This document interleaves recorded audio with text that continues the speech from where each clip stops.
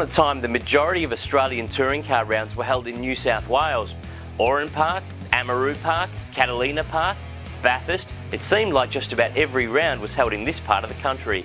Even Orange had a race circuit. It was called Nublar. They don't name them like that anymore. Bathurst is the only one that really remains. In the last 25 years though, Eastern Creek has come onto the calendar.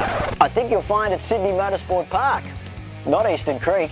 In fact, it was first opened 25 years ago in 1990 with the Nissan 500km touring car race. We won't tell anyone that it was won by a Commodore though, will we? Of course now, it's painted yellow and it's known as Sydney Motorsport Park.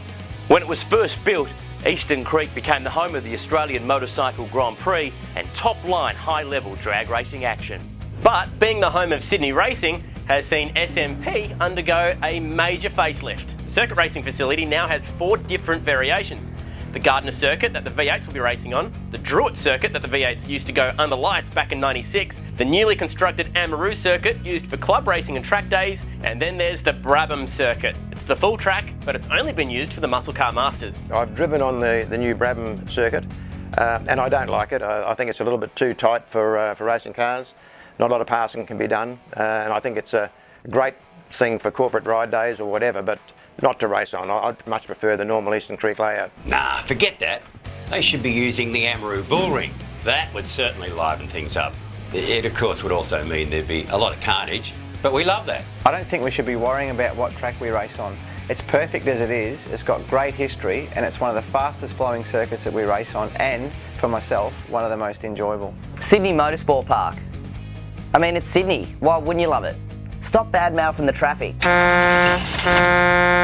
It's only been around for about a quarter century, but there's been so much that's happened within the confines of Sydney Motorsport Park, whether it was the Wollongong Whiz winning back there when the track was new, the old Triple Challenge days, or seeing V8 Supercars go 4 wide last year into turn 1. I think it's a pretty cool place. I mean, the track's great. That turn 1, I tell you what, has you on the edge of your seat every time you go through there. Yeah, I've got some fond memories of that race circuit. It was actually the first track that I'd ever won a solo event at back in the rain. I remember myself, Marcus Ambrose and Garth Tander all qualified in the late teens and all made it to the podium. That was a great day.